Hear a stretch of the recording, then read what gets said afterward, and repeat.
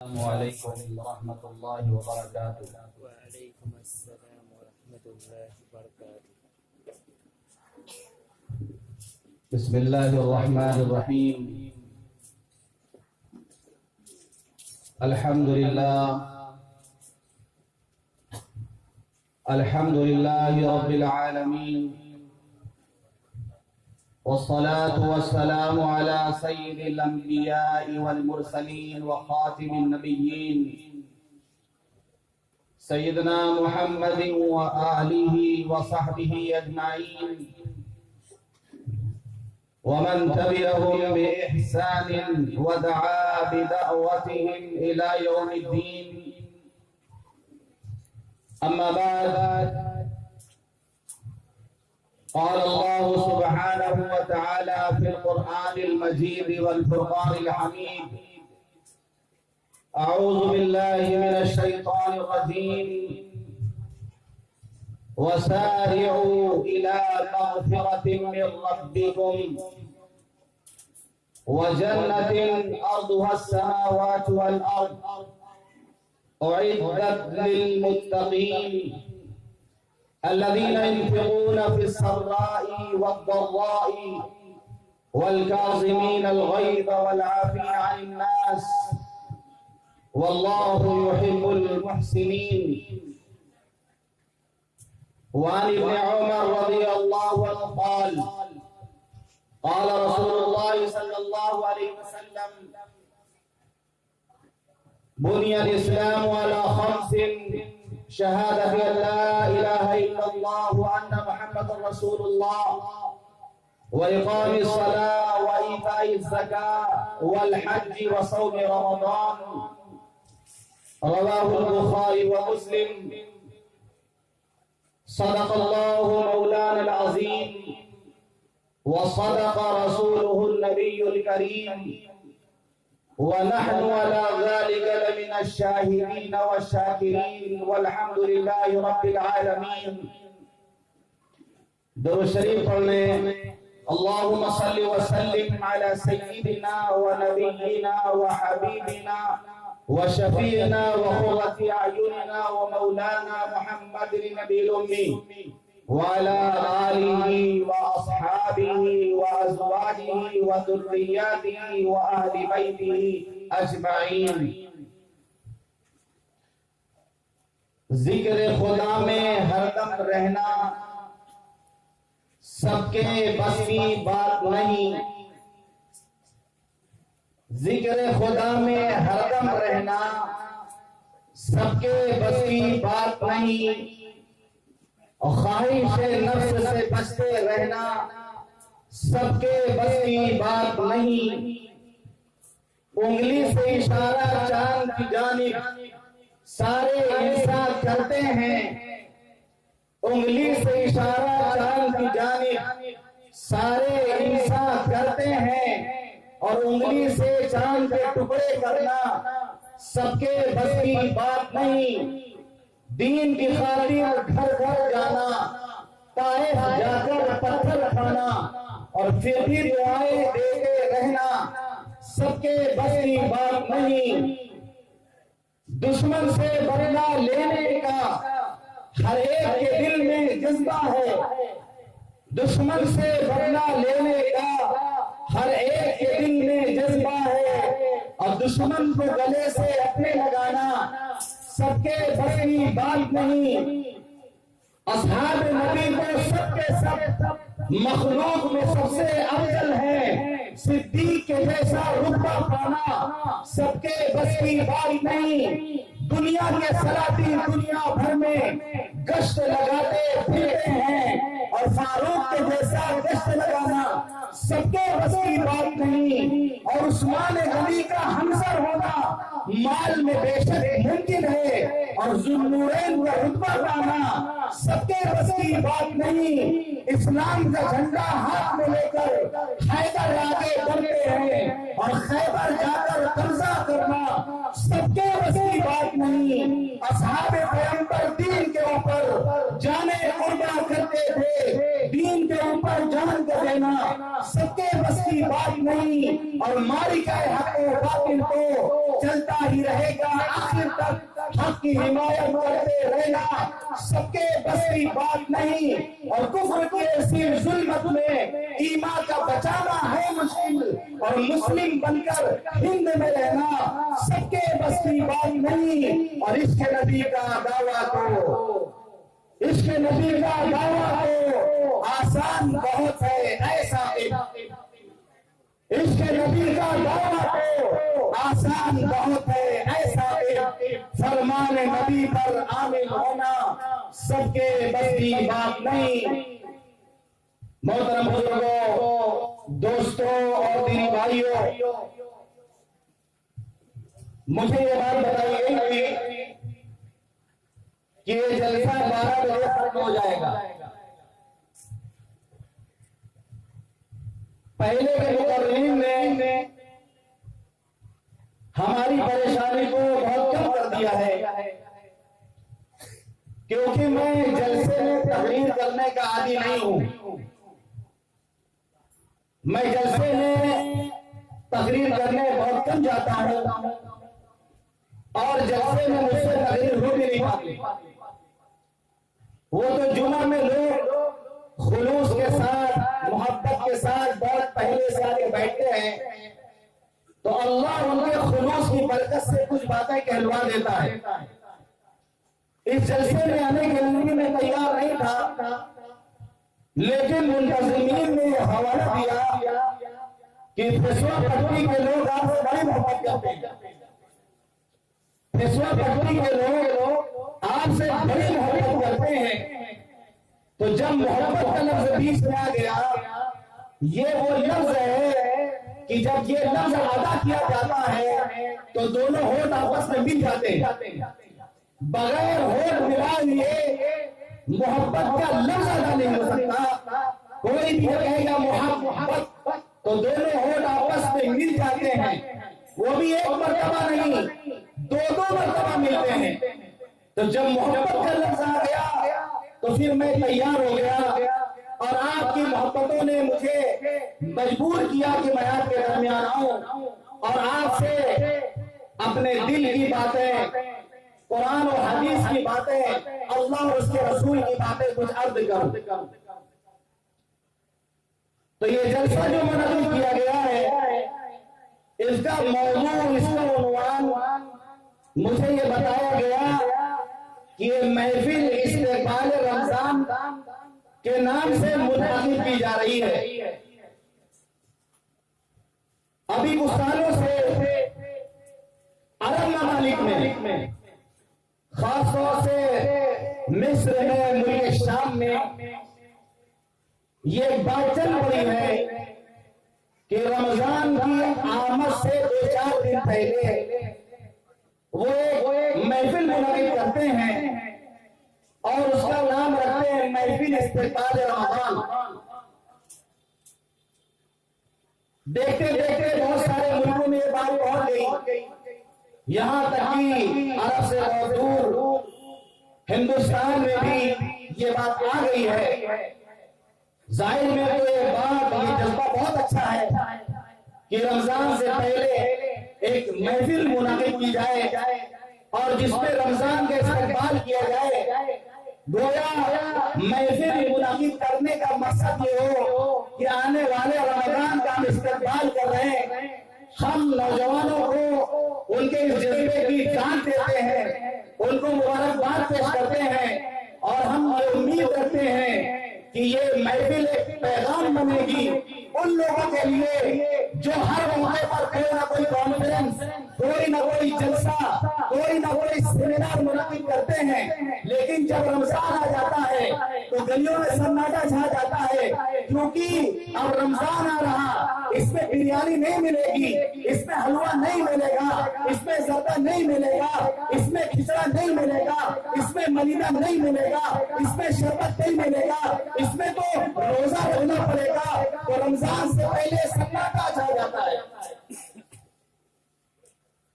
بس اس کام میں مبالغہ نہ ہو، تو یہ ایک بہت اچھا جذبہ ہے کہ گویا ہم رمضان کو ویلکم کہہ رہے ہیں، خوش آمدید کہہ رہے ہیں، رمضان کا استقبال کر رہے ہیں، لیکن ہمارے نبی جناب محمد رسول اللہ صلی اللہ علیہ وسلم رمضان کا استقبال کب سے کرتے تھے؟ حدیث پاک میں آتا ہے کہ جب رجب کا چاند نکلتا تھا تو آپ رجب کا چاند دیکھتے تھے تو یہ دعا پڑھتے تھے، اللہم بارک لنا فی رجب و شعبان و بلغنا رمضان، کہ اے اللہ رجب اور شعبان کے مہینے میں ہمیں برکت عطا فرما اور ہمیں آنے والا رمضان تک پہنچا دے، یعنی آنے والا رمضان ہمیں مل جائے۔ اور رمضان کے استقبال کے لیے آپ شعبان کے مہینے میں کثرت سے روزہ رکھتے تھے، کثرت سے روزہ شعبان کے مہینے میں رکھتے تھے۔ ام المؤمنین حضرت عائشہ رضی اللہ عنہا فرماتی ہیں کہ حضور پاک صلی اللہ علیہ وسلم رمضان کے پورے مہینے کا روزہ رکھتے تھے اور سب سے زیادہ کثرت سے شعبان کے مہینے کا روزہ رکھتے تھے۔ تو حضرت اسامہ بن زید رضی اللہ عنہ فرماتے ہیں کہ حضور پاک صلی اللہ علیہ وسلم شعبان کے مہینے میں اس لیے کثرت سے روزہ رکھتے تھے کہ آپ نے فرمایا کہ اسی مہینے میں بندوں کے اعمال پیش ہوتے ہیں، اسی شعبان کے مہینے میں بندوں کے اعمال پیش ہوتے ہیں۔ میں یہ چاہتا ہوں کہ جب میرا عمل پیش ہو تو میں روزے سے روزے۔ اور حضرت عائشہ رضی اللہ عنہا فرماتی ہیں کہ حضور پاک صلی اللہ علیہ وسلم شعبان کے مہینے میں اس لیے کثرت سے روزہ رکھتے تھے کہ آپ نے فرمایا تھا کہ ایک سال کے اندر جن لوگوں کو دنیا سے جانا ہے، جن کو موت آنی ہے، تو شعبان کے مہینے میں وہ فہرست تیار کر کے ملک الموت کے حوالے کر دی جاتی ہے۔ تو آپ صلی اللہ علیہ وسلم یہ پسند فرماتے تھے کہ جب آپ کی وفات آئے تو آپ روزے سے رہے۔ تو بہرحال یہ دنیا کام کی جگہ ہے، قبر آرام کی جگہ ہے، اور جنت انعام کی جگہ ہے۔ ہم اس دنیا میں کام کرنے کے لیے آئے ہیں۔ کون سا کام اللہ تعالیٰ نے بتا دیا کہ وَمَا خَلَقْتُ الْجِنَّ وَالْإِنسَ إِلَّا لِيَعْبُدُونَ، کہ ہم نے انسان اور جنات کو اس لیے پیدا کیا تاکہ وہ میری عبادت اور بندگی کریں۔ اے اللہ، جب ہم عبادت اور بندگی میں لگ جائیں گے تو ہمارے جسم کا بھی حق ہے، ہماری بیوی کا بھی حق ہے، ہمارے بچوں کا بھی حق ہے، ان کے کھانے کپڑے کا بھی انتظام کرنا ہے۔ اللہ فرماتا ہے ما اريد منهم من رزق وما اريد ان يطعمون، ہم تم سے روزی کمانا نہیں چاہتے، ہم تم سے یہ بھی نہیں کہتے کہ تم ہمیں کھلاؤ، ہم تم سے روزی کمانا نہیں چاہتے۔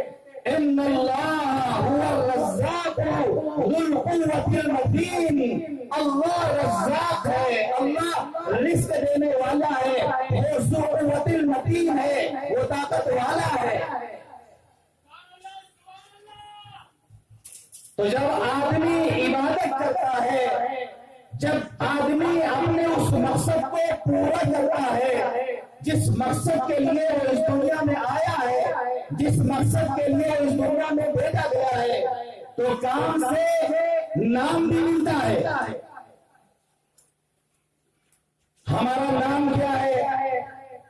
وہابی، سنی، 24 نمبر، 25 نمبر، 25 میں کم، مقلد، غیر مقلد۔ میں نے قرآن اور حدیث میں بہت یہ نام تلاش کیے، مجھے کہیں نہیں ملا۔ تو ہمارا نام کیا ہے؟ ہم کون ہیں؟ تو ہمیں جو نام قرآن پڑھنے سے ملا وہ انعام ملا، هو سماكم المسلمین من قبل وفی هذا، اللہ نے تمہارا نام مسلمان رکھا ہے پہلی کتابوں میں بھی اور اس قرآن مجید میں بھی۔ ہمارا نام اللہ نے مسلمان رکھا ہے۔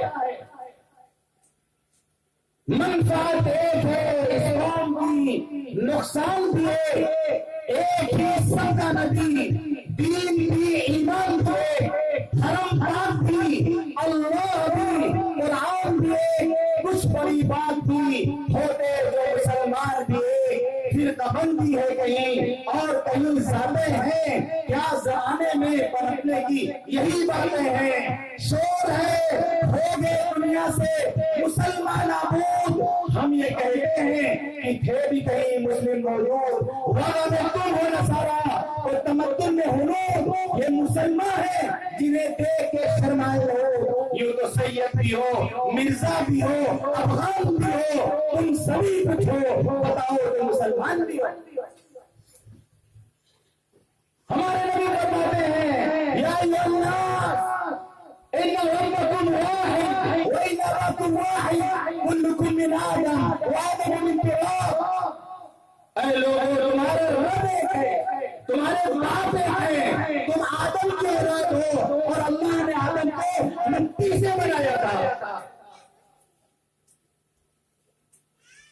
یا ایھا الناس انا خلقناکم من ذکر وانثى وجعلناکم شعوبا وقبائل لتعارفوا ان اکرمکم عند اللہ اتقاکم۔ اے لوگوں، ہم نے تم کو ایک مرد اور ایک عورت سے پیدا کیا، تمہارے مختلف قبائل بنائے تاکہ تم ایک دوسرے کو پہچانو۔ تم میں سے اللہ کے نزدیک سب سے زیادہ باعزت وہ ہے جس کے اندر تقویٰ زیادہ ہوگا،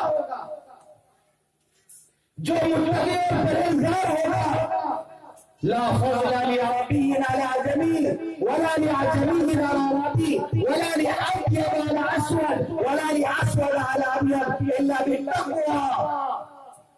آپ نے فرمایا کسی آدمی کو کسی آدمی پر، کسی عجمی کو کسی عربی پر، کسی گورے کو کسی کالے پر، کسی کالے کو کسی گورے پر کوئی فضیلت نہیں، اگر فضیلت ہے تو تقوی کی بنیاد پر ہے، اور تقوی نظر آنے والی ہے، تقوی نظر نہیں آتا۔ آپ نے فرمایا المسلم اخو المسلم، مسلمان مسلمان کا بھائی ہے، لا یظلمہ، وہ اس پر ظلم نہیں کرتا، ولا یخذلہ، وہ اس کو بے عزت نہیں کرتا، ولا یحقرہ، وہ اس کو حقارت سے نہیں دیتا۔ التقوى هاهنا التقوى هاهنا التقوى هاهنا ويشير الى ذكره ثلاث مرات۔ آپ نے اشارہ کیا اپنے دل کی طرف کہ تقوی یہاں پہ ہوتا ہے، تقوی یہاں پہ ہوتا ہے، تقوی یہاں پہ ہوتا ہے۔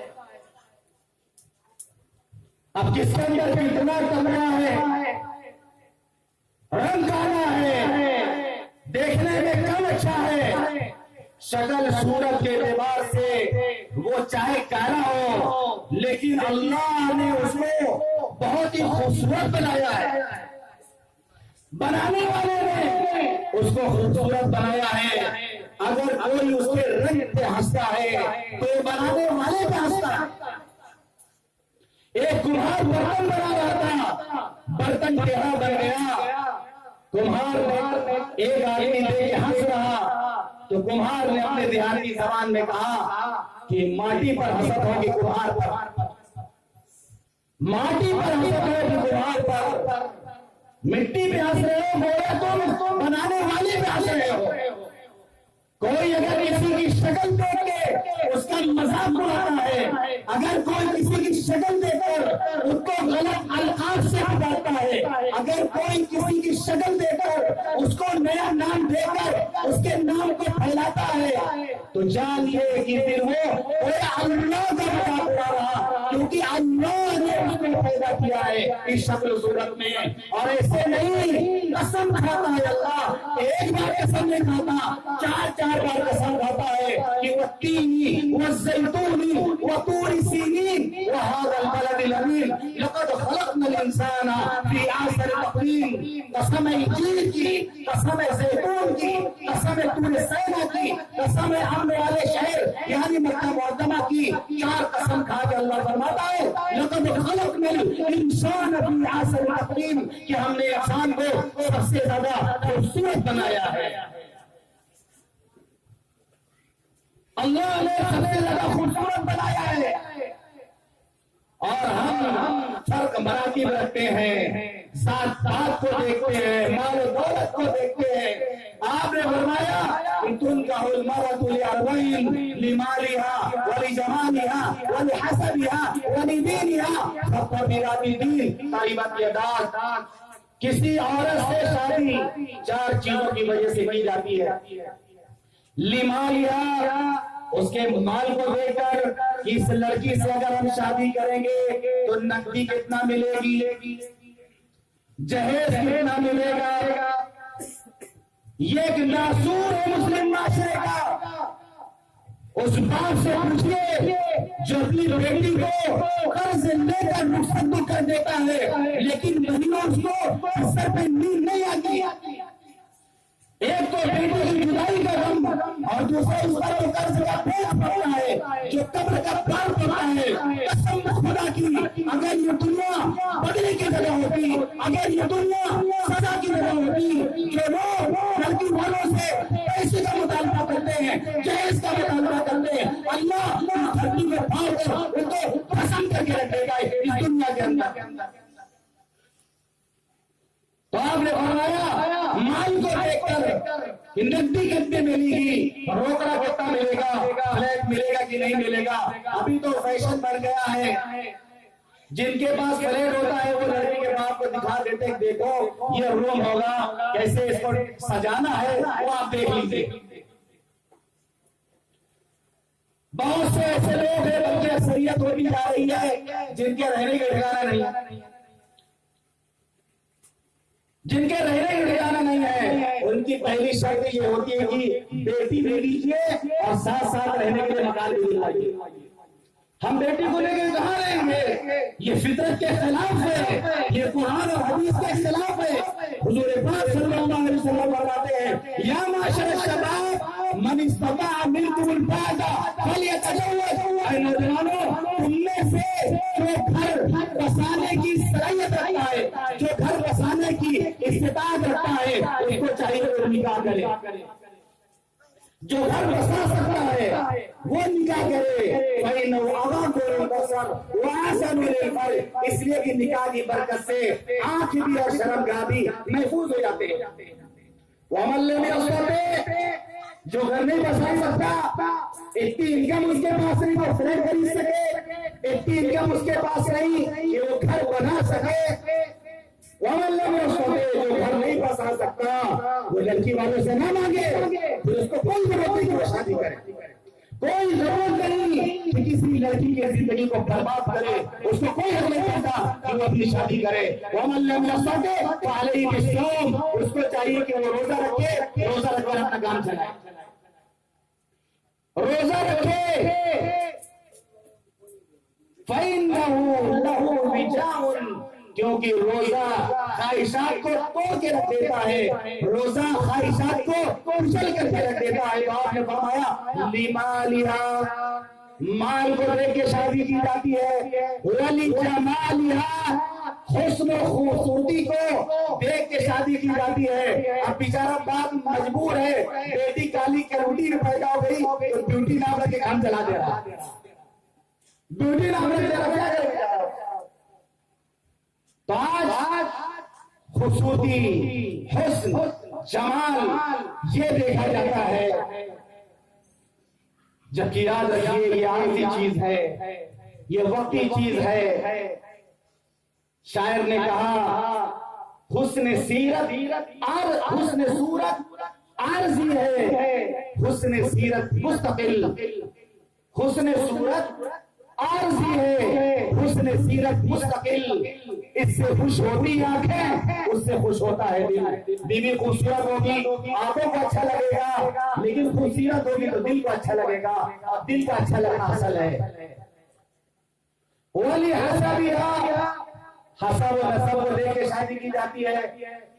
پل خانے میں ماشاءاللہ بہت اچھا ماحول ہے، یہاں کوئی حسب و نسب نہیں دیکھتا، یہاں کوئی تحقیق نہیں، ہر برادری آپس میں ایک دوسرے سے شادی کر لے رہے ہیں، بس خالی مال دیکھتے ہیں، بس حسب و نسب نہیں دیکھتے۔ مال کہیں سے ملے کوئی برادری چلے گا، لڑکا غریب ہے نہیں چلے گا، لڑکا مالدار ہے چلے گا، مگر بگڑا ہوا نماز وماز نہیں پڑھتا ہے کوئی بات نہیں چلے گا۔ اللہ ہدایت دینے والا ہے، جو اللہ ہدایت دے سکتا ہے وہ اللہ رزق بھی دے سکتا ہے، جو اللہ ہدایت دے سکتا ہے وہ اللہ رزق بھی دے سکتا ہے۔ غریب کو غریب ہے نہیں چلے گا، نیک ہے نمازی ہے نہیں چلے گا، بگڑا ہوا مالدار ہے چلے گا، یہ اللہ ہدایت دے دے گا اس کو۔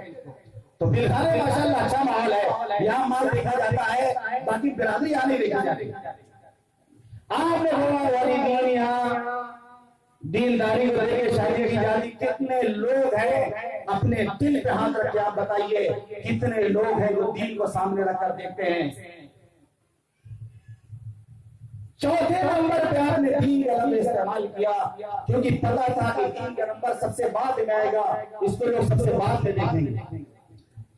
لڑکا نیک ہے، نمازی ہے، داڑھی رکھ لیا ہے، رشتہ ہی نہیں آ رہا بیچارے، رشتہ ہی نہیں آ رہا۔ ارے داڑھی سے تو اس کی عمر زیادہ معلوم ہوتی ہے، دیکھو داڑھی سے تو اس کی عمر زیادہ ہے، داڑھی تو اس کی 15 سال بعد نکلی ہے، تو داڑھی سے 15 سال ویسے ہی بڑھائی۔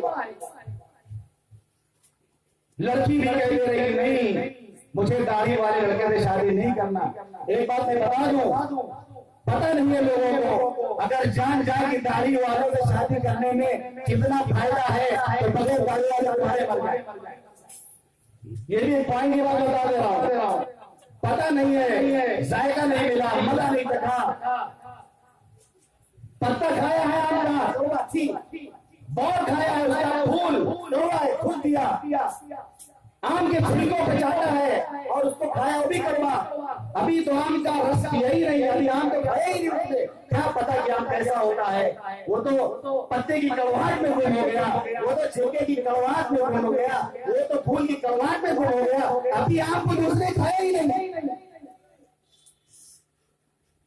عام طور پہ یہ مسئلہ آتا ہے، کوئی لڑکا اگر مولویوں کی بات سن کر کے بگڑ جاتا ہے، ہم تو اگر جلسے ہی نہ کرو یار، جلسہ سن کر ایک آدمی بیچارے داڑھی والے بن گئے، ان کی شادی کا مسئلہ اٹکے گا بھی۔ ماں باپ خود کہیں گے کہ داڑھی بڑھوا دو بیٹا ورنہ تمہارا رشتہ نہیں آئے گا۔ اگر ایسا عقیدہ ہے، والدین کا اگر ایسا عقیدہ ہے، اگر کوئی لڑکی یہ سمجھتی ہے کہ داڑھی رکھے گا تو اس سے شادی نہیں کریں گے، یاد رکھیے کہ ایسے لوگوں کا ایمان خطرے میں ہے، اس لیے کہ جو ہمارے نبی جناب محمد رسول اللہ صلی اللہ علیہ وسلم کی ایک عدل سنت کا مذاق اڑائے، اس کا انکار کر دے، اس کا ایمان خطرے میں چلا جائے گا۔ اپنے نام کے آگے اتنا بھی سننی لگائے ہوئے نہیں چلے گا، نمبر اس کا نام اس کا فہرست سے کاٹ دیا جائے۔ تو فرمایا والدین یہاں دینداری کی وجہ سے شادی کی جاتی ہے۔ پھر آپ رائے دیتے ہیں امت کو، فاصبر بذات الدین، فاصبر بذات الدین، دیکھو دینداری کو ترجیح دینا۔ قسم خدا کی حضور پاک صلی اللہ علیہ وسلم سے زیادہ عقل مند نہ کسی ماں نے کوئی بچہ جنا، نہ جنا ہے نہ جنے گی، آپ سے زیادہ عقل مند نہ کوئی پیدا ہوا، نہ ہے نہ ہوگا، میرے مصطفیٰ کا ہمسر نہ ہوا نہ ہے نہ ہوگا، اور کوئی اور ان سے بہتر نہ ہوا نہ ہے نہ ہوگا۔ آپ نے جو بتا دیا کہ رائے دے دیا، قسم خدا کی جو حضور پاک صلی اللہ علیہ وسلم کی رائے پر عمل کرے گا، اللہ ہمیں بھی کامیابی عطا فرمائے گا، آخرت میں بھی کامیابی عطا فرمائے گا۔ آپ فرماتے ہیں فاصبر بذات الدین، دیندار بیوی کا دیکھ لو، دیندار بھی بنا کے دیکھ لو، سکون مل جائے گا زندگی میں. ورنہ تو ابھی گھروں کہانی ہے کہ شوہر کو 2 ہی موقع پر اچھا لگتا ہے گھر میں، یا تو بیوی نہیں ہو یا بیوی نہیں ہو، 2 ہی موقع پر اچھا لگتا ہے. لیکن اگر حضور پاک صلی اللہ علیہ وسلم کی رائے مان لیں، دیندار تلاش کرے، لڑکی غریب ہے کیا ہوا، کالی ہے تو کیا ہوا، نیک ہے، نمازی ہے، شوہر کی بات گزار ہے، والدین کی فرمانبردار ہے، یہ ہمارے گھر کو سنوار دے گی، یہ ہمارے گھر کو جنت کا نمونہ بنا دے گی. اور ہمارے نبی نے رائے دیا ہے کہ دیندار سے شادی کرنا، اس لیے ہم دینداری کو ترجیح دیں. آپ نے فرمایا ایسا اگر کرو گے تو تریبت یدا، دونوں ہاتھ پر رہیں گے.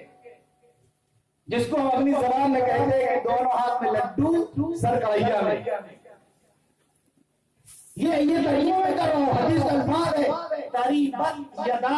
یدا یعنی تمہارے دونوں ہاتھ تر رہیں گے، یعنی دونوں میں لڈو. تو اللہ تعالیٰ نے ہمارا نام مسلمان رکھا ہے. جب ہم وہ کام کریں گے جو مسلمانوں کا کام ہے تو پھر ہمارا مقام کیا ہوگا؟ وَأَنْتُمُ الْأَعْلَوْنَ إِن كُنتُم مُؤْمِنِينَ.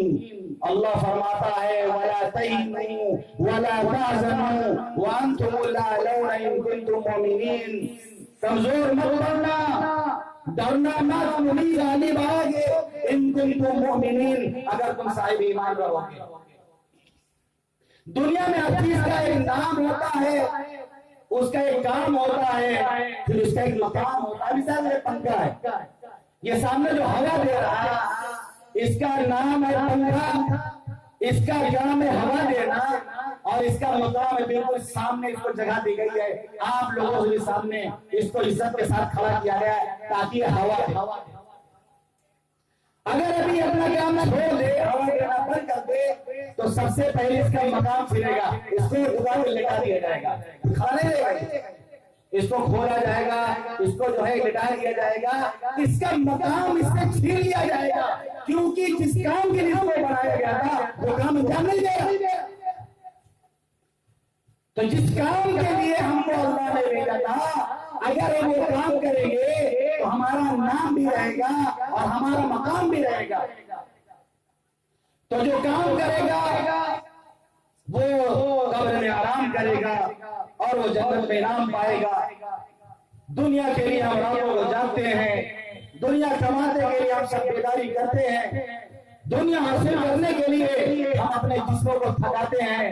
رمضان آ رہا، ان آنکھوں کو جگانا سکھاؤ کہ پورے سال سوئی ہو، رمضان میں ہم تمہیں نہیں سونے دیں گے. پورے سال جسم کو کام میں تھکایا ہے، رمضان میں جسم کو عبادت کے لیے تھکاؤ، تراویح کے لیے تھکاؤ، تہجد کے لیے تھکاؤ. ان آنکھوں سے کہو کہ رمضان میں تمہیں بہت کم سونا ہے، تمہیں سونا نہیں ہے، تم اللہ کی جاگو گی اور قیامت کے دن اللہ تمہیں اپنا دیدار نصیب فرمائے گا.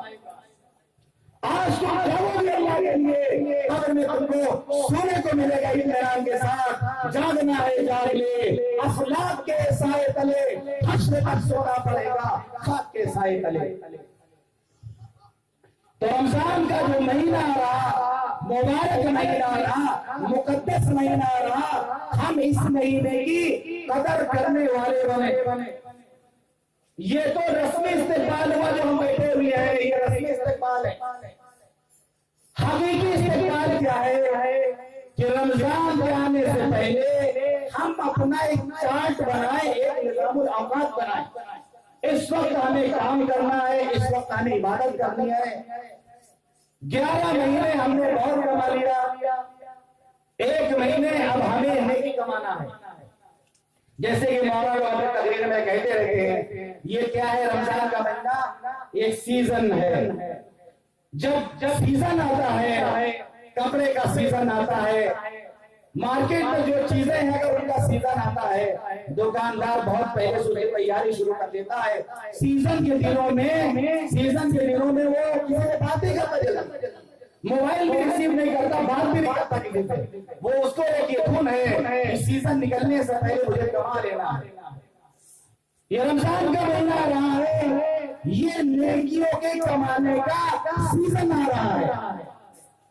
ہم اس سیزن کے لیے تیاری کریں اور جو روابط لوگوں سے ہمارے ہیں کم سے کم 1 مہینہ کنارے کشی اختیار کر لیں. موبائل فون ضرورت پر استعمال کریں، زیادہ استعمال نہ کریں.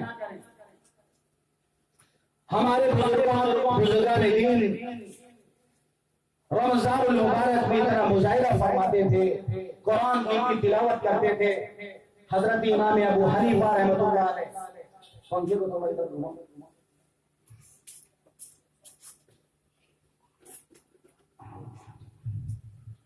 تو حضرت امام ابو حنیفہ رحمۃ اللہ علیہ پورے رمضان میں 63 قرآن مجید ختم کیا کرتے ہیں. 63 قرآن مجید پورے مہینے میں مکمل کرتے تھے.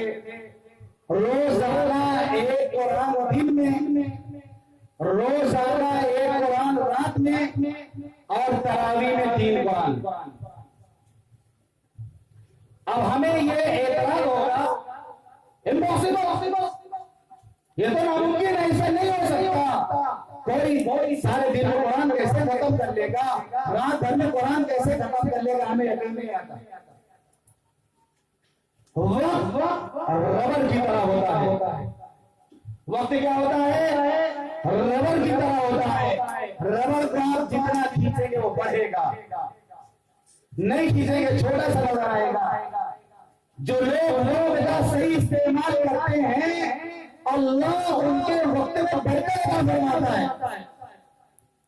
انبیاء کے ساتھ معجزات ہیں، اولیاء کے ساتھ کرامات ہیں.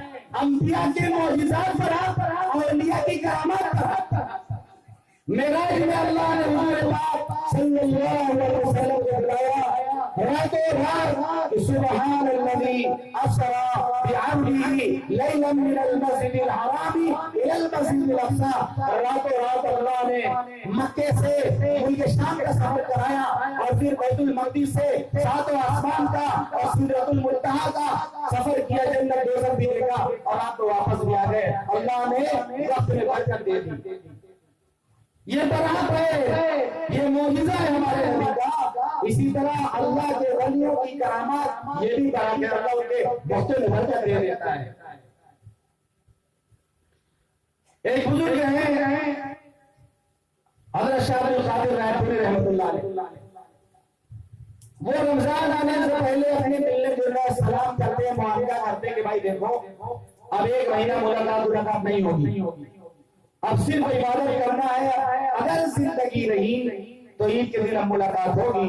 خادم سے کہہ دیتے تھے کہ جو خطوط آئے ان کو بھی ایک جگہ اکٹھا کر کے رکھنا، زندگی رہی تو عید کے بعد پھر اس کو پڑھیں گے اور اس کا جواب دیں گے. یہ رمضان کا استقبال ہوتا تھا. حضرت شیخ مولانا محمد زکریا رحمۃ اللہ علیہ جنہوں نے فضائل اعمال لکھا ہے، دنیا کے اندر مسجدوں میں سب سے زیادہ پڑھی جانے والی کتاب. رمضان میں ان کا معمول تھا عبادت کرنے کا. ان کے گاؤں کا ایک آدمی ان سے ملنے چلا گیا رمضان میں سہارنپور.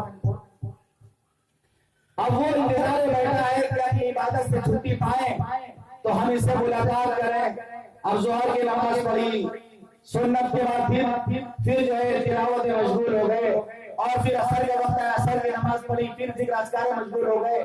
اس نے کہ مولانا صاحب ایک بات خالی سن لی تھی، بس ایک بات خالی کہنا ہے کہ رمضان ہمارے یہاں بھی آتا ہے مگر بخار کی طرح نہیں آتا. ہر وقت آپ لگے ہوئے ہیں، اتنا ہی کہنا ہے کہ رمضان تو ہمارے گاؤں میں آتا ہے، بخار کی طرح نہیں آتا ہے کہ پکڑ لے تو چھوڑے ہی نہیں. یہ بزرگوں کا نام ہوتا. شیخ الہند مولانا محمود الحسن دیوبندی رحمۃ اللہ علیہ، ان کی تراویح جو ہوتی تھی، جس تراویح کی نماز وہ پڑھتے تھے، وہ تراویح کی نماز سحری تک ہوتی. سحری سے تھوڑا پہلے تراویح ختم ہوتی، سحری کھاتے اور پھر فجر کا وقت شروع ہو جاتا. کئی پارے جو ہے وہ پڑھ لیا کرتے، سن لیا کرتے. قرآن میں بوڑھے تھے، کمزور ہو گئے تھے، گھر کی عورتوں نے مشورہ کیا کہ حضرت بہت کمزور ہو گئے ہیں، ان سے کہنے سے کوئی فائدہ نہیں، جو حافظ کی تراویح سناتے انہیں سے کہہ دیا جائے کہ ایسا کرو، بہانہ کر دو کہ حضرت آپ طبیعت ناساز ہے، کم سنائیں گے تو حضرت کو رات میں آرام کرنے کا موقع مل جائے گا۔ اب قاری صاحب انہوں نے کہا حضرت آج میری طبیعت ناساز ہے، اس لیے جو ہے تراویح جو ہے تھوڑا سنائیں گے، کم سنائیں گے، پارے اس میں کم پڑھیں گے۔ حضرت نے کہا بہت اچھی بات ہے۔ اب تراویح میں حافظ جی نے 3-4 پارے پڑھے، تراویح میں 3-4 پارے پڑھے، اور اس کے بعد حضرت نے کہا ٹھیک ہے آپ کی طبیعت ناساز ہے، آپ ہمارے کمرے میں آرام فرمائیے۔ قاری صاحب کمرے میں آرام فرما رہے، رات کو ان کی آنکھ کھلی، دیکھا کہ ان کا کوئی پیر دبا رہا۔ جب آنکھ کھلی تو دیکھا انہوں نے کہ حضرت شیخ الہند ان کی خدمت کر رہے تھے، ان کا پیر دبا رہے تھے، اٹھ کے بیٹھ کے حضرت یہ کیا کر رہے ہیں آپ؟ اگر آپ کو رات کو جگنا ہی تھا تو پھر چلیے آپ قرآن پڑھائیں، چلیے پھر نماز پڑھا جائے۔ دونوں سے بھی ابان یہ کھڑے ہو گئے اور پھر قرآن سننا شروع ہو گئے۔ تو یہ ہمارے بزرگوں کے معمول تھا، ہماری جو مائیں اور بہنیں وہ بھی سن لیں کہ اللہ والوں کے گھروں میں عورتیں قرآن پڑھنے میں مقابلہ ہوتا تھا، ہم نے اتنا پارا پڑھا ہے، مقابلہ ہوتا ہے، کام بھی ہو رہا، تلاوت بھی ہو رہی ہے، موقع جب بھی ملا تلاوت ہو رہی، یہ سب مقابلے کی چیزیں ہیں۔ یہ نہیں کہ فلاں اتنے والا سوٹ پہن کے شادی لائی تھی، ہمیں اس سے مہنگا سوٹ چاہیے تو چاہیے، اس سے مہنگا سوٹ مانگتا ہے آپ، اس سے مہنگا سوٹ چاہیے، سستے والے سے ہم نہیں چلے گا۔ اس میں جو ہے مسابقہ ہو رہا، اور جو اللہ والے کام جو عورتیں ہوتی ہیں ان کا حال یہ ہے کہ دین کے معاملے میں قرآن کی تلاوت میں مقابلہ ہو رہا۔ تو حضرت شیخ الہند کے گھر میں عورتیں تراویح سے نماز پڑھا کرتی ہیں جماعت کے ساتھ گھر میں، اور ان کے گھر میں ایک بیٹا تھا وہ تراویح سنایا کرتا تھا۔ ایک دن اس کی طبیعت خراب ہو گئی تو ایک دوسرے حافظ جا گئے، انہوں نے تراویح میں صرف 4 پارا پڑھا۔ عورتیں بہت ناراض ہوئی کہ صرف 4 پارا تراویح پڑھائے۔ معلوم یہ ہوا کہ پورے رمضان میں تراویح میں صرف عورتیں 7 قرآن مجید پورا کرتی تھیں، 7 قرآن مجید وہ مکمل کرتی تھی۔ تو ہمارے یہاں بزرگوں کا معمول یہ تھا کہ تھکاتے تھے اپنے آپ کو، محنت کرتے تھے۔ حضور پاک صلی اللہ علیہ وسلم کے بارے میں صحابہ کرام فرماتے ہیں کہ جب رمضان کا مہینہ آتا تھا آپ مجاہدہ فرماتے تھے، آپ مجاہدہ فرماتے تھے، شب بیداری فرماتے تھے، گھر والوں کا بتاتے تھے، جبکہ عام دنوں میں آپ کا یہ عالم تھا کہ جب تہجد کے لیے آپ کھڑے ہوتے، تہجد کے لیے آپ کھڑے ہوتے، کبھی کبھی ایسا ہوتا کہ ایک آیت میں پوری رات گزر جاتی۔ حدیث میں آتا ہے ایک مرتبہ ایک آیت قرآن کی ان تعذبهم فإنهم عباد، یہی آیت پڑھتے پڑھتے پوری رات گزر گئی، امت کا خیال آ گیا۔ آپ فرماتے ہیں اللہ اگر تو ان لوگوں کو اپنے بندوں کا عذاب دے دے تو یہ تو تیرے ہی بندے ہیں، تجھے پورا حق ہے، تجھے کوئی کچھ کہنے والا نہیں ہے، لیکن اگر تو انہیں معاف کر دے تو تو بڑا معاف کرنے والا ہے۔ اس آیت میں پوری رات آپ نے گزار دی۔ حضرت عائشہ رضی اللہ عنہ فرماتی ہیں کہ حضور پاک صلی اللہ علیہ وسلم رات میں اتنی لمبی لمبی نمازیں ادا فرماتے تھے کہ پیر میں ورم آ جاتا تھا، حتی یتورط قدما، یہاں تک کہ آپ کے پیر میں ورم آ جاتا تھا۔ حضرت عائشہ نے عرض کیا اللہ کے رسول آپ اتنا مجاہدہ کیوں کرتے ہیں؟ آپ تو سید الاولین والآخرین، امام الانبیاء، آپ اتنا مجاہدہ کیوں کرتے ہیں؟ آپ کے بارے میں تو اللہ نے کہہ دیا لیغفر لک اللہ ما تقدم من ذنبک وما تأخر، کہ اللہ نے آپ کے اگلے پچھلے سارے گناہ معاف کر دیے، آپ تو گناہوں سے معصوم ہیں، آپ کیوں اتنا مجاہدہ کرتے ہیں؟ تو آپ نے فرمایا اے عائشہ جس اللہ نے مجھے امام الانبیاء بنایا، جس اللہ نے مجھے سید الاولین والآخرین بنایا، افلا اکون عبدا شکورا، کہ ایسا کہ میں شکر گزار بندہ نہ بنوں، کیا میں اس اللہ کا شکر ادا نہ کروں جس اللہ نے مجھے یہ مقام عطا فرمایا ہے؟ تو رمضان میں آپ اور بھی زیادہ مجاہدہ کرتے تھے. تو میرے محترم بزرگوں دوستوں، یہ ابھی رحمت کی برسات ہو رہی ہے، یہ ظاہری برسات ہو رہی، رمضان میں انوار کی برسات ہوگی. یہ ایک رمضان کا مہینہ گویا بہار کا مہینہ ہو جائے گا. جیسے باغ میں جب بہار کا موسم آتا ہے، چڑیاں چہچہاتی ہے اور جو پھول کھلتے ہیں اور پتے بالکل ہرے ہرے ہو جاتے ہیں اور پورے طرف چمکدار ہو جاتا ہے، سبزار ہو جاتا ہے اور ایک خوشگوار ماحول ہو جاتا ہے. اسی طرح رمضان یہ بہار کا موسم ہے. جب رمضان آتا ہے ہر طرف ایک نور چھا جاتا ہے. دیکھ کے ہر ایک کے چہرے پہ نور نظر آتا ہے، سروں پر ٹوپیاں نظر آتی ہیں، نمازیوں کی بھیڑ نظر آتی ہے. ایک جو ہے بہار کا موسم آ جاتا ہے مسلم معاشرے میں. اور کبھی ایسا بھی ہوتا ہے کہ سیل لگتی ہے، کبھی کپڑے کے سیل، کبھی اور کسی چیز کے سیل. جب سیل لگتی ہے تو اس میں چیز جو ملتی ہے وہ کم دام ملتی ہے، وہ کم دام ملتی ہے. تو رمضان کے مہینے میں اللہ بھی سیل لگاتا ہے.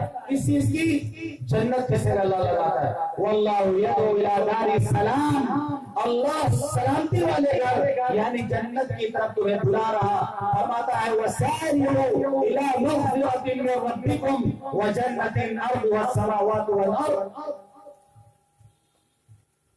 قرآن مجید میں دوڑنے کے لیے، چلنے کے لیے مختلف الفاظ استعمال کیے گئے ہیں. روزی تلاش کرنے کی باری جب آئی، روزی کمانے کی جب باری آئی، روپے پیسے کمانے کی باری آئی تو کیا استعمال کیا؟ وَامْشُوا فِي مَنَاكِبِهَا وَكُلُوا مِن رِزْقِهِ. زمین کے اوپر تم چلے پھرو اور اس کی روزی کو کھاؤ، کھاؤ کماؤ، جاؤ چلے پھرو. یہاں جو لفظ استعمال کیا فَامْشُوا یعنی چلو، چلو پھرو. جب نماز کا معاملہ آیا، جب ذکر کا معاملہ آیا تو کون سا لفظ استعمال کیا؟ فَاسْعَوْا إِلَىٰ ذِكْرِ اللَّهِ وَذَرُوا الْبَيْعَ. اللہ کے ذکر کی طرف کوشش کرو، تیز قدم بڑھاؤ اور خرید و فروخت کو بند کر دو. جب جنت اور مغفرت کی طرف اللہ نے بلایا تو فرمایا وَسَارِعُوا إِلَىٰ مَغْفِرَةٍ مِّن رَّبِّكُمْ وَجَنَّةٍ أَرْضُهَا السَّمَاوَاتُ وَالْأَرْضُ. دوڑو اپنے رب کی مغفرت کی طرف اور ایسی جنت کی طرف جس کی چوڑائی زمین و آسمان کے برابر ہے. اور جب اللہ نے اپنی طرف بلایا تو فرمایا فَفِرُّوا إِلَى اللَّهِ، فَفِرُّوا إِلَى اللَّهِ، بھاگو اللہ کی طرف، بھاگو اللہ کی طرف. تو اللہ فرماتا ہے دوڑو وسارعوا إِلَىٰ مَغْفِرَةٍ، جلدی کرو اپنے رب کی مغفرت کی طرف اور جنت کی طرف جس کی چوڑائی زمین اور آسمان کے برابر ہے. رمضان میں اللہ جنت کا سیل لگاتا ہے، جنت کے دروازے اللہ کھول دیتا ہے، جہنم کے دروازے اللہ بند کر دیتا ہے. اللہ انتظار کرتا ہے ہم روزہ رکھیں گے، ہم تراویح پڑھیں گے، ہم تلاوت کریں گے، اللہ ہمیں ایسی جنت دے گا جس کی چوڑائی زمین اور آسمان کے برابر. یہ ہمیں سمجھانے کے لیے کہا گیا ہے کیونکہ زمین اور آسمان کے برابر جو چوڑائی ہے یہی ہمارے دماغ میں آ سکتی ہے.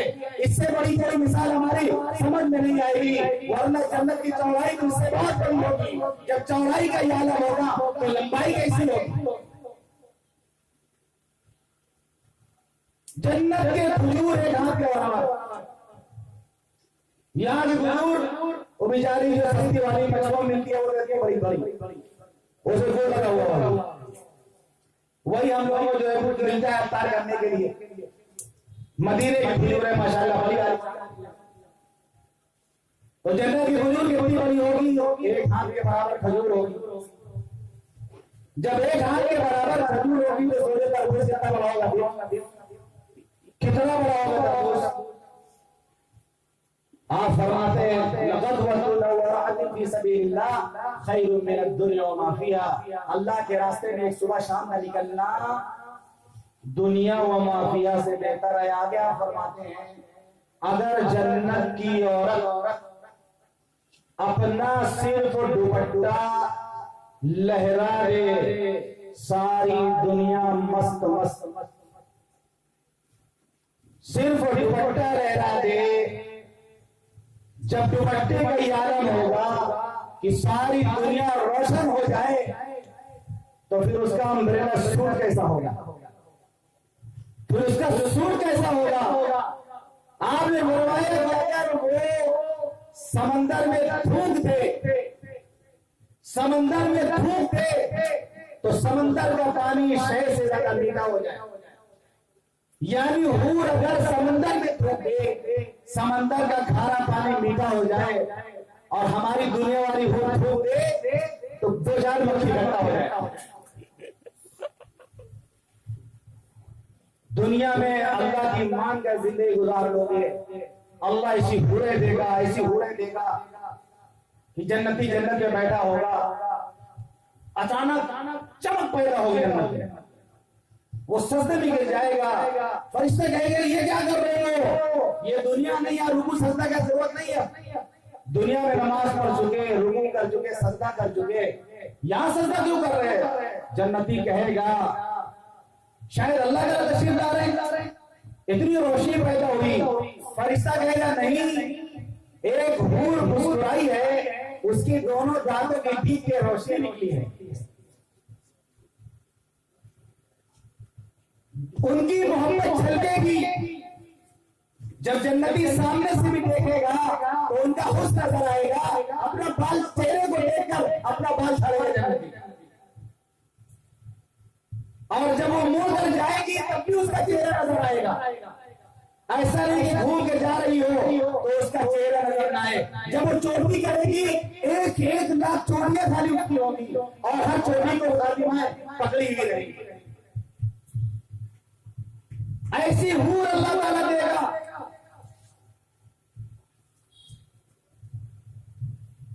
کہ جن کی محبت بھی چھلکے گی کہ وہ اپنے شوہر سے جنت میں کتنا محبت کرتی ہیں. وہ جو آئی لو یو ہوگا نا وہ بھی نظر آئے گا. ہڈی کے اندر کا گودا نظر آئے گا ان کا. میں چاہوں تو الفاظ میں کھینچ کر رکھ دوں، لیکن بہت زیادہ تعریف کریں گے تو آپ ہی لوگ فتویٰ لگا دیں گے. یہ مولانا صاحب کو دیکھیے، بڑے رنگین مزاجات نظر آ رہے ہیں. مزاج عشق بازی میری نماز میں بھی نہ گئی، انہی صورتوں کو پڑھا جن میں ذکر حور آیا. بہرحال جب اللہ جنت دے گا، جنت کی حوریں دے گا، اور غلمان دے گا، جنت کے محلات دے گا، سب سے بڑی نعمت یہ کہ اللہ اپنا دیدار نصیب فرمائے گا. اللہ اپنا دیدار نصیب فرمائے گا.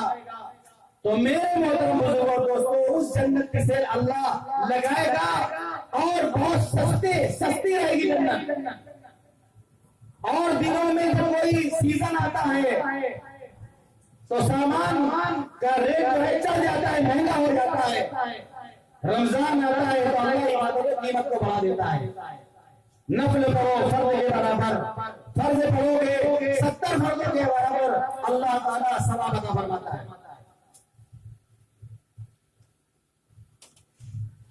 تو رمضان کا جو مبارک مہینہ آ رہا ہے، اس میں ہمیں یہ 2-4 باتیں میں بتا دے رہا ہوں، بہت اہم ہے. ان پہ آپ عمل کریں گے تو انشاءاللہ رمضان ہمارا اچھے سے گزرے گا. آپ اگر دیکھتے ہوں گے آیا کرتا ہے کہ گرمی کے دنوں میں آج کل روزہ رہا ہے تو خبردار افطار کھانے کا کولڈ ڈرنک مت پیجیے گا. کوئی میسج کرتا ہے کہ دیکھیے گرمی میں آ رہا، ایک لونگ ایک الائچی جو ہے صحیح کھا لیجیے گا، پیاس نہیں لگے گی. خوب لوگ ترکیب بتاتے ہیں، 2-4 ترکیب ہم بھی بتا دے رہے ہیں. نمبر 1، رمضان کے مہینے میں عبادت کرنا ہے، جم کی عبادت کرنا ہے. عبادت کرنا یہ اللہ کی محبت کا حق ہے، اور گناہ چھوڑنا یہ اللہ کی عظمت کا حق ہے. پہلا کام یہ کریں گے کہ اپنی آنکھوں کی حفاظت کریں گے. ان آنکھوں سے بے حیائی نہ ہو، ان آنکھوں سے بد نظری نہ ہو، یہ آنکھیں غلط جگہ پر نہ پڑیں. سوچئے جب اس بات سے منع کر دیا گیا کہ روزے دار روزے کی حالت میں اپنی بیوی کو بھی شہوت کی نگاہ سے نہ دیکھے، کہ جس بیوی کے منہ میں اگر شوہر لقمہ کھلائے تو بھی سکتا ہے، ثواب ملتا ہے۔ تو عام عورتوں کے بارے میں کہا گیا کہ نگاہ کی حفاظت کر لیں گے آپ، دل بہت چاہے گا، سال بھر خود دیکھے ہیں، ایک مہینہ جی نہیں مانے گا، لیکن اگر آپ دل کو سمجھائیں گے، دل کو کنٹرول کریں گے، قسم خدا کی اللہ اس کے بدلے میں عبادت کی حلاوت اور مٹھاس نصیب فرمائے گا۔ نہیں دیکھنے میں جو وقتی تکلیف پہنچی تھی دل کو، اللہ اس کے بدلے میں عبادت کو آسان بنا دے گا، عبادت کرنے میں مزہ آنے لگا۔ دوسری بات زبان کی حفاظت کرنی ہے۔ یہ زبان اللہ نے دو ڈھکن کے اندر رکھا ہے، أَلَمْ نَجْعَلْ لَهُ عَيْنَيْنِ وَلِسَانًا وَشَفَتَيْنِ۔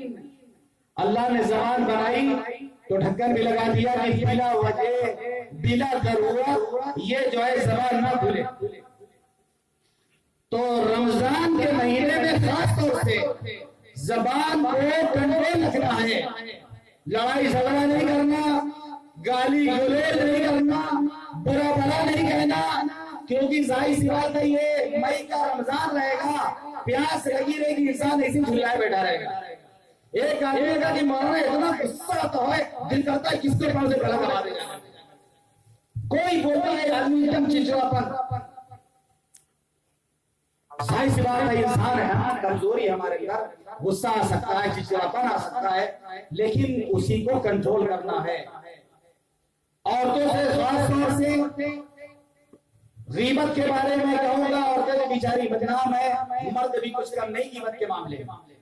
عورتیں میک اپ کے بارے میں بدنام ہیں، آج کل عورتیں زیادہ تو ہمارے نوجوان میک اپ کر رہے ہیں، میرج ہال میں جانے سے پہلے پاؤڈر اور کریم کیا کیا چہرے میں نہیں لگاتے، اب تو بندا بھی پہننے لگے اور گلے میں ہار بھی پہننے لگے، اور سب کچھ اب تو عورتوں والا فیشن میں آ رہا ہے۔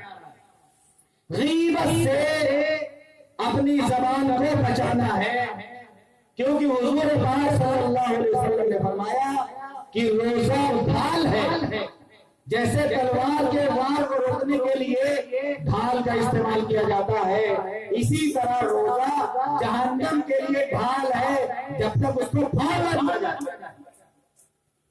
تو روزہ غیبت کرنے سے پھٹ جاتا ہے۔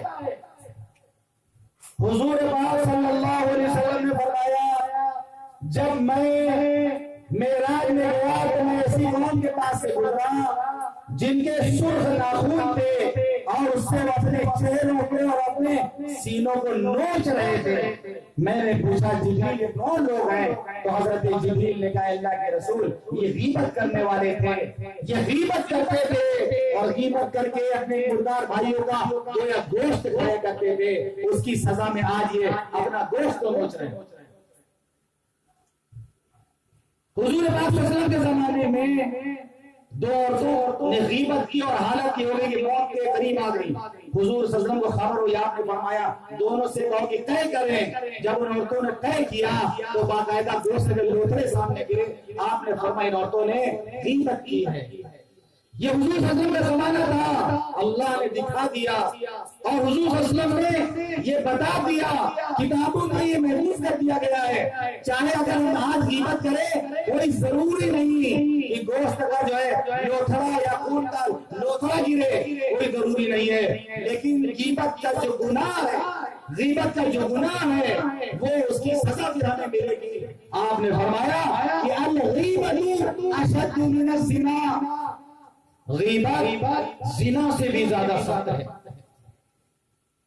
اگر کوئی زنا کر لے محلے میں اس کی کتنی بدنامی ہوتی ہے، اس کے گھر والوں کی بدنامی ہوتی ہے، اس کے والدین کی بدنامی ہوتی ہے، وہ منہ چھپائے پھرتا ہے۔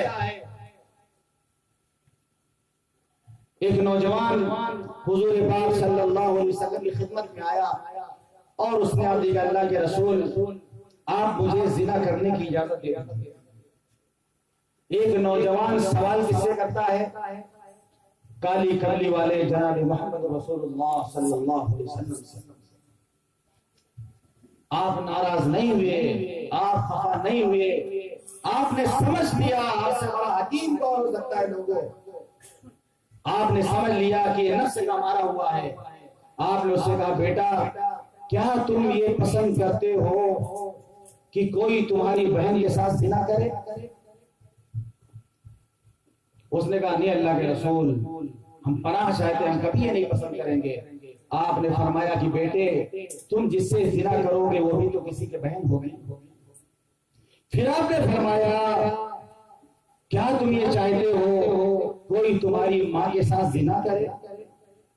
اس نے کہا نہیں اللہ کے رسول ہم یہ نہیں پسند کرتے۔ آپ نے فرمایا تم جس سے زنا کرو گے ہو سکتا ہے وہ عورت بھی کسی کی ماں ہو۔ آپ نے فرمایا کیا تم یہ چاہتے ہو کہ کوئی تمہاری خالہ کے ساتھ زنا کرے؟ نہیں اللہ کے رسول ہم یہ نہیں چاہتے ہیں۔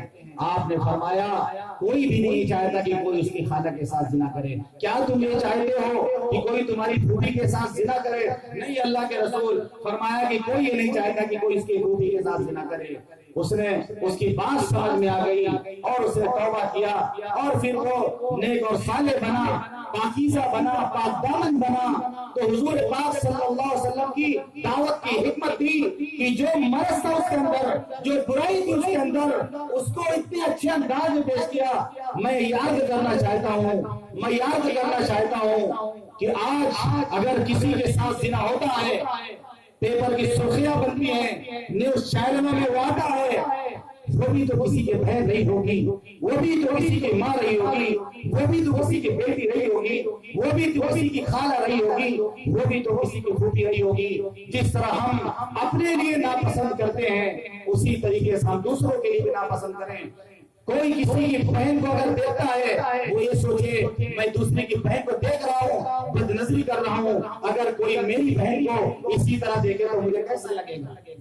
ہم دوسرے کی ماں کو کھڑے ہو کے دیکھتے ہیں، دوسری کی بیویوں کو کھڑے ہو کے دیکھتے ہیں، ہماری بیوی کو کوئی دیکھے، ہماری ماں کو کوئی دیکھے تو بتاؤ لوگوں ہمیں کیسا لگے گا؟ محبت والے دن میں گرل فرینڈ کو بڑا قیمتی گفٹ دیا، کسی نے پوچھ لیا کہ تمہاری بہن کو کیا گفٹ ملا، تو جو آپ بھولا ہو گئے، آنکھیں سرخ ہو گئی، گریبان پکڑ لیا کہ تمہیں جرأت کیسے ہوئی کہ میری بہن کے بارے میں تم نے زبان کھولا؟ ارے جس کو تم گفٹ لے کر آئے ہو اس کا بھی کوئی بھائی ہوگا، اس کو بھی اتنا ہی برا لگے گا جتنا تمہیں برا لگے گا۔ قرآن کہتا ہے لا تقربوا الزنا انه كان فاحشة ومقتا وساء سبيلا۔ لوگوں زنا کے قریب مت جانا، زنا کے قریب مت جانا، اس لیے کہ وہ بے حیائی، فحاشی اور بہت ہی بدترین راستہ ہے۔ آنکھیں بھی زنا کرتی ہیں، کان بھی زنا کرتا ہے، ہاتھ بھی زنا کرتا ہے، پیر بھی زنا کرتے ہیں۔ آنکھوں کا زنا یہ ہے کہ بد نظری کریں تو آنکھوں کی حفاظت کریں، زبان کی حفاظت کریں۔ تو آپ نے فرمایا الغیبۃ اشد من الزنا، غیبت زنا سے بھی زیادہ بڑا گناہ ہے۔ لوگ غیبت کر رہے ہیں، بہنیں غیبت کر رہی ہیں، بولے کر رہے ہیں، جوان کر رہے ہیں، عام لوگ کر رہے ہیں، مولانا لوگ کر رہے ہیں، پڑھے لکھے لوگ کر رہے ہیں، جاہل لوگ کر رہے ہیں۔ کوئی محفل، کوئی مجلس غیبت سے خالی نہیں ہے۔ کون ہے لوگ بتاؤ جو غیبت کو زنا سے بھی زیادہ خطرناک سمجھتا ہو؟ کون ہے جو غیبت کرنے کے بعد شرماتا ہو، گھر سے نکلتا رہا ہو؟ کون ہے جو غیبت کرتا ہے اور لوگ اس کو انگلی اٹھاتے ہیں دیکھو یہ جا رہا ہے غیبت کرتا ہے؟ ہمارے نبی فرماتے ہیں کہ اگر شامت اعمال سے کسی سے اگر زنا ہو گیا، اگر وہ اللہ سے معافی مانگے ہو سکتا ہے کہ اللہ اس کو معاف کر دے، لیکن اگر کسی نے کسی کی غیبت کی، کسی نے کسی کی برائی کی، جب تک وہ جس کی غیبت اس نے کی ہے اس سے معافی مانگے، جب تک وہ معاف نہیں کرے گا اللہ بھی اسے معاف نہیں کرے گا۔ اتنی خطرناک چیز ہے غیبت۔ تو زبان کی بھی حفاظت کرنا ہے، کان کی بھی حفاظت کرنا ہے، ہاتھ کی حفاظت کرنا ہے، پیر کی حفاظت کرنا ہے۔ ایسا نہیں تراویح بھی ہو رہی ہے، تلاوت بھی ہو رہی ہے، نماز کی پابندی بھی ہو رہی ہے، روزہ بھی رکھا جا رہا، بد نظری بھی ہو رہی ہے، بے حیائی بھی ہو رہی ہے، غیبت بھی ہو رہی ہے، جھوٹ بھی بولا جا رہا، گالی گلوچ کیا جا رہا، گانا سنا جا رہا، فلمیں دیکھی جا رہی ہیں۔ پتہ چلا جب رمضان مکمل ہوا تو عید کے دن تو ڈانس کرے گی عید کے دن دیکھ بجے گا سانگ بجے گا ڈانس روڈ پر کریں گے وہی لوگ جو مہینے بھر تراویح پڑھتے ہیں تلاوت کرتے ہیں روزہ رکھتے ہیں کیوں کیونکہ انہوں نے اپنے اعضاء کی حفاظت نہیں کی بتاؤ ہر بلڈنگ کے چھتوں پر ٹنکی بنی ہوئی ہے ایک راستہ ہوتا پانی جانے کا اگر ٹنکی میں 5 ٹوٹیاں لگی ہوں تو پہلے ضرورت اس بات کی ہے کہ 5 ٹوٹیوں کو بند کر دیا جائے پھر پانی بھرا جائے ٹنکی 5 ٹوٹیاں کھول دی جائے اور اوپر سے ایک طرح سے پانی آ رہا اور 5 ٹوٹیوں سے پانی نکل رہا پتا چلا جب پانی کا ٹائم ختم ہو گیا جا کے ٹنکی چیک کیا پتا چلا ہے قطرہ پانی نہیں کیوں کیونکہ ٹوٹیوں کو بند نہیں کیا گیا عبادت کے ذریعے سے تلاوت کے ذریعے سے تراویح کے ذریعے سے روزے کے ذریعے سے جو ہمارے اندر دینداری جا رہی ہے لیکن آنکھ کی ٹوٹی کھلی کان کی ٹوٹی کھلی منہ کی ٹوٹی کھلی ہاتھ کی ٹوٹی کھلی پیر کی ٹوٹی کھلی ہے سب ادھر سے نکل جا رہا رمضان ختم ہونے کے بعد کچھ بھی تقوی ہمارے اندر نہیں بچتا ہے تو روزہ رکھنے کا مقصد کہ ہم متقی بنے ہم پرہیزگار بنے ہم نیک اور صالح بنے اسی لیے اللہ تعالیٰ نے روزے کو ہم پر فرض کیا ہے کیونکہ تقوی بہت اہم چیز ہے تقوی کے بغیر دنیا میں بھی ہمارا کام چلنے والا نہیں آخرت میں بھی ہمارا کام چلنے والا نہیں اللہ فرماتا ہے ومن یتق اللہ یجعل له مخرجا ویرزقه من حیث لا یحتسب جو تقوی اختیار کرے گا اللہ اس کو ہر تنگی سے نکلنے کا راستہ آسان کر دے گا اور اس کو ایسی جگہ سے رزق دے گا جہاں اس کے وہم و گمان بھی نہیں ہوگا ومن یتوکل علی اللہ فهو حسبہ جو اللہ پر بھروسہ کرے گا اللہ اس کے لیے کافی ہو جائے گا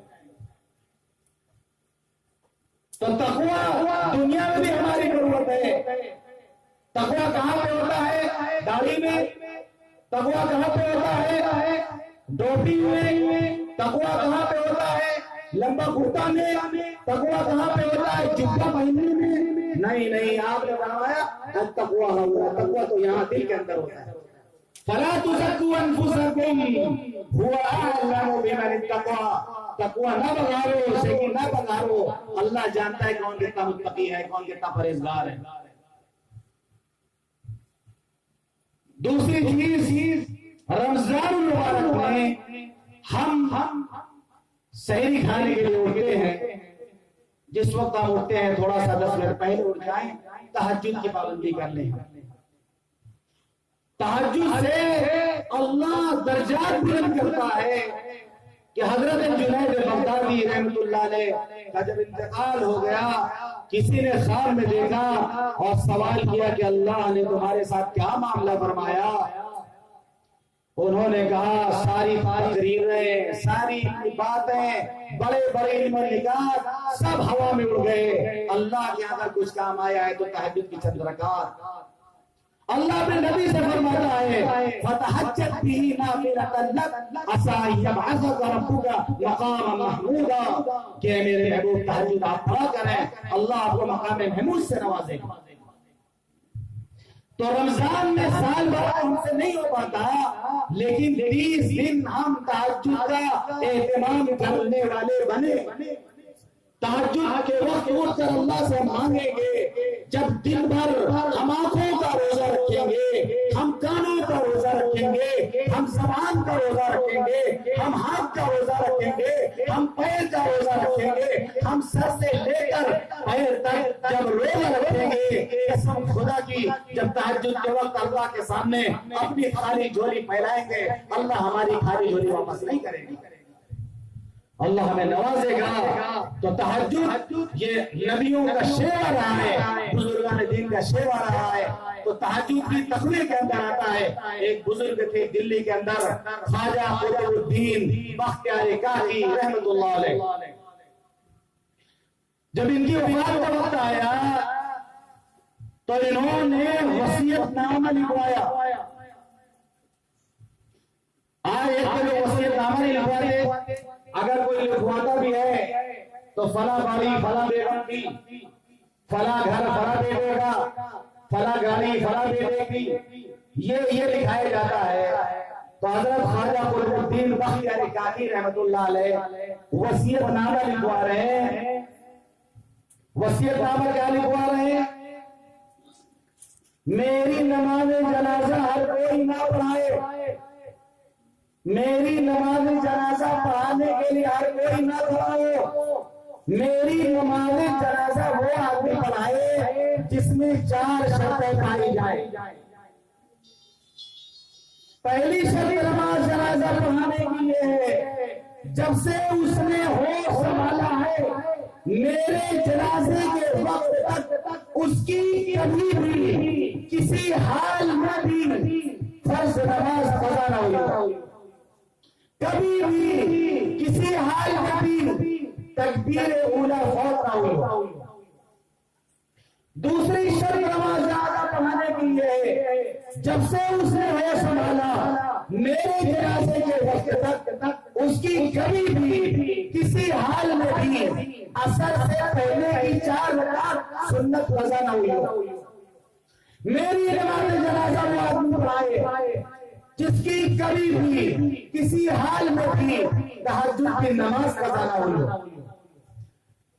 میری نماز جنازہ وہ آدمی پڑھائے جس نے کبھی بھی اپنی پوری زندگی میں کسی نامحرم عورت کو نگاہ سے نہ دیکھا۔ یہ 4 شرطیں لکھوا کے ان کی وفات ہو گئی۔ اتنے بڑے ہونے دلی کے اندر پورے ہندوستان کے علماء، مشائخ، بزرگان دین، مفسرین، محدثین، عام لوگ سب بھیڑ جمع ہوئی، جنازے کی صف لگ گئی، جنازہ سامنے رکھ دیا گیا۔ تھوڑی دیر میں شرطیں سنا دی جاتی ہے کہ دیکھو بھائی یہ شرط لگا کے گئے ہیں، کوئی مولانا، کوئی عالم، کوئی امام، کوئی مفسر، کوئی محدث جس میں 4 شرطوں وہ آگے بڑھے نماز جنازہ پڑھا۔ ہم جیسا کوئی آج کا مولوی ہوتا تو دن سے جا کے مصلی پہ کھڑا ہو جاتا، کم از کم اگلے دن اخبار مشین کو فوٹو تو آئی جائے گی۔ اتنے بڑے ولی کے جنازہ پڑھا دیں گے، پیپر میں فوٹو آ جائے گا، ہو سکتا ہے ٹی وی میں ہم کو دکھا دیا جائے اور پورا پیخانہ دیکھ لینا۔ بڑے علماء موجود، مشائخ موجود، محدثین موجود، مفسرین موجود، لیکن کسی کے اندر یہ 4 شرط پائی نہیں جا رہی۔ کسی کے اندر 1 شرط، کسی کے اندر 2، کسی کے اندر 3، لیکن 4 شرطیں کسی میں نہیں پائی جا رہی۔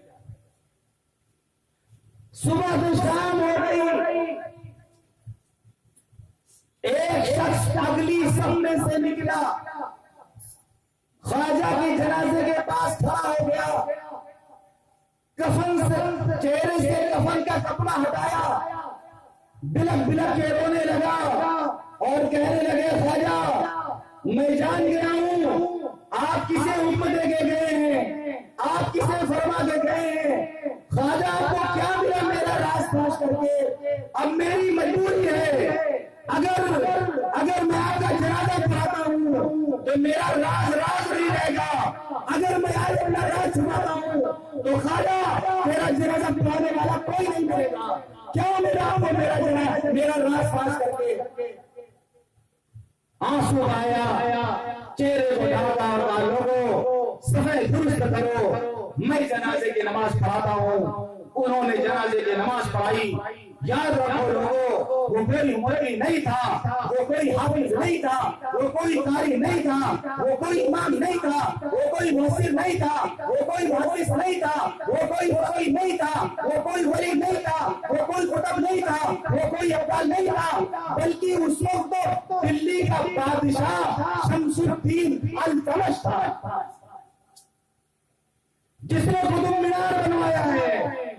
لوگوں بتاؤ جب بادشاہ ایسا رہا ہوگا تو پھر اس وقت کی عوام کیسے رہی ہوگی؟ ایسے نہیں ہندوستان سونے کی چڑیا تھا۔ ہم نے اس ملک کو تہذیب دیا، ہم نے اس ملک کو تمدن دیا، ہم نے اس ملک کو علم دیا، ہم نے اس ملک کو فن دیا، ہم نے اس ملک کو ثقافت دیا، ہم نے اس ملک کو اٹھنے بیٹھنے کا طریقہ سکھایا، ہم نے اس ملک کو کھانے پینے کا طریقہ سکھایا، ہم نے اس ملک کو زندگی گزارنے کا طریقہ سکھایا، ہم نے اس ملک کو لال قلعہ دیا، ہم نے اس ملک کو تاج محل دیا جس پر آج بھی آزادی کا جھنڈا لگایا جاتا ہے، ہم نے اس ملک کو تاج محل دیا جس کو دیکھ کر کے آج بھی لوگ اپنے دانتوں کے نیچے انگلیاں دباتے ہیں۔ ایسے ہندوستان سونے کی چڑیا نہیں تھا۔ تو میرے محترم بزرگوں اور دوستوں، تقویٰ اپنے اندر لائیں، تقویٰ اپنے اندر پیدا کریں۔ تقوی کی تعریف یہ ہے کہ حضرت عمر بن خطاب رضی اللہ عنہ حضرت ابی بن کعب رضی اللہ عنہ سے پوچھا کہ ابی بتاؤ تقویٰ کیا ہوتا ہے؟ حضرت ابی بن کعب کون ہے؟ صحابی ہے، مشہور صحابی، سارے صحابہ میں سب سے بڑے قاری۔ ایک مرتبہ حضور پاک صلی اللہ علیہ وسلم نے فرمایا کہ اے ابی بن کعب، اللہ نے مجھے حکم دیا ہے کہ میں تم سے سورہ لم یکن سنوں، تم مجھے سورہ لم یکن پڑھ کر سناؤ۔ تو حضرت ابی بن کعب رضی اللہ عنہ نے کہا اللہ کے رسول، کیا اللہ نے میرا نام لے کے کہا ہے؟ کیا اللہ نے میرا نام لیا ہے؟ آپ نے فرمایا ہاں، اللہ نے تمہارا نام لے کے فرمایا کہ ابی سے کہو وہ سورہ لم یکن پڑھ کر سنائے۔ یہ وہ صحابی ہیں جن کے بارے میں اللہ تعالیٰ نے نبی سے کہا کہ آپ ان سے سورہ لم یکن سنیں۔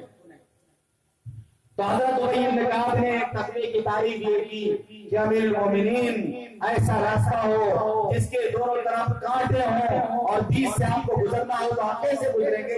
انہوں نے کہا کہ ہم دامن کو سمیٹ کر کے اور جو ہے بالکل کپڑے کو سمیٹ کر اور بستے بچاتے بیچ سے گزر جائیں گے۔ فرمایا بس یہ تقویٰ ہے۔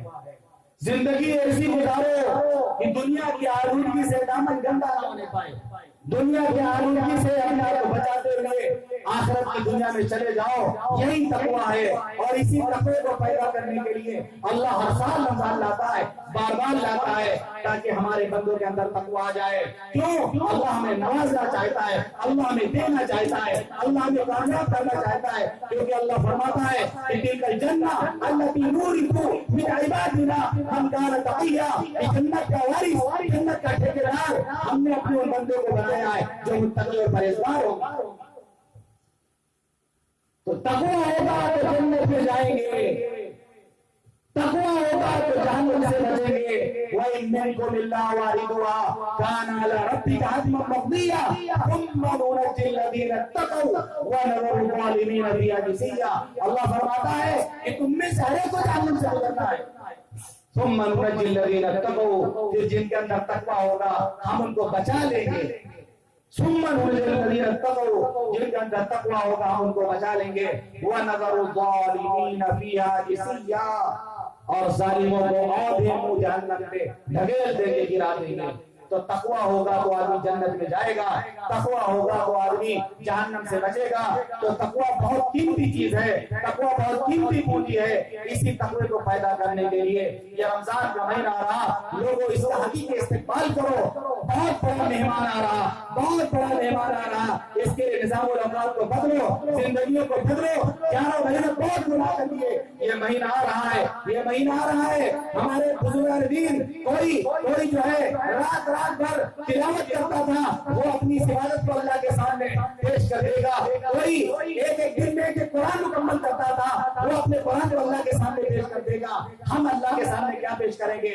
ہم تھوڑا سا تیاری کر لیں، روزہ رکھ لیں، تلاوت کر لیں، تراویح پڑھ لیں، کم از کم کچھ تو ہوگا جو اللہ کے حضور میں پیش کر دیں کہ اللہ ہم کمزور تھے، زیادہ تو عبادت نہیں کر سکے، لیکن یہ تھوڑی سی عبادت لے کر کے آئے ہیں۔ جب حضرت یوسف علیہ السلام کو مصر کے بازار میں جب بیچا جانے لگا اور جو ہے لوگ خریدنے کے لیے جانے لگے، تو ایک بوڑھی عورت جو دھاگا کاٹا کرتی تھی، جو سوت کاٹا کرتی تھی، وہ دھاگے کو لے کر چلی، وہ بھی خریدنے کے لیے یہ دھاگا دے کر کے یوسف کو خرید لیں گے۔ کسی نے راستے میں کہا کہ وزیر کھڑے ہیں، مالدار کھڑے ہیں، جاگیردار کھڑے ہیں، وہ یوسف کو خریدیں گے، تم اتنا بڑا سوتا سے اور دھاگا سے یوسف کو کیسے خریدو گی؟ اس بوڑھی نے کہا کہ ہمیں پتا ہے کہ ہم یوسف کو خرید نہیں پائیں گے، لیکن کل قیامت کے دن جب اللہ پوچھے گا کہ یوسف کو خریدنے میں کون کون شامل تھا، تو ان کے خریداروں میں میرا نام لیا جائے گا۔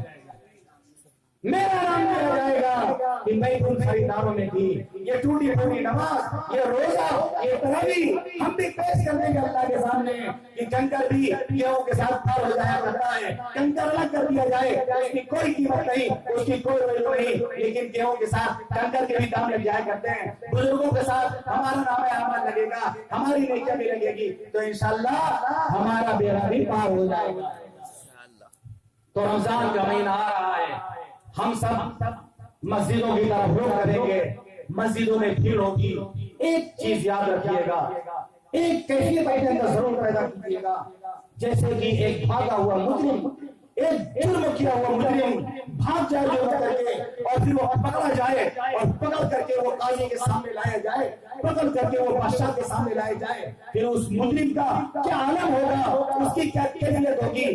شرم سے نگاہیں جھکی ہوں گی، سر جھکا ہوا ہوگا. وہ مجرم ہاتھ جوڑ لے گا، ہاتھ جوڑ لے گا، معافی مانگے گا. بادشاہ سلامت، ہم مجرم تھے، ہم باغی تھے، مجھ سے غلطی ہو گئی تھی، مجھے معاف کر دے. اسی طریقے سے مسجد کے دروازے پر ہم پہنچے، اللہ کے دربار میں ہم پہنچے، ایک ندامت ہو، ندامت کے آنسو ہماری آنکھوں سے گرے، ہمارے بدن پہ روکتے کھڑے ہو جائیں. ندامت اور شرمندگی ہو کہ بھاگے ہوئے مجرم تھے، 11 مہینے بھاگے ہوئے اللہ سے، 11 مہینے بھاگے ہوئے مسجد سے، 11 مہینے بھاگے تھے حضور پاک صلی اللہ علیہ وسلم کی سنتوں سے. آج ہم آئے ہیں، اللہ تیرے دربار میں آئے ہیں، تیرے کرم کے دربار میں آئے ہیں، اس مبارک مہینے میں آئے ہیں، تیرے مقدس گھر میں آئے ہیں، تیرا مقدس قرآن سننے کے لیے آئے ہیں. اس ندامت کے ساتھ جب جائیں گے، قسم خدا کی اللہ کی ذات پر یقین کریے، اللہ ترس کھا کے ہماری مغفرت کے فیصلے فرما دے گا انشاءاللہ.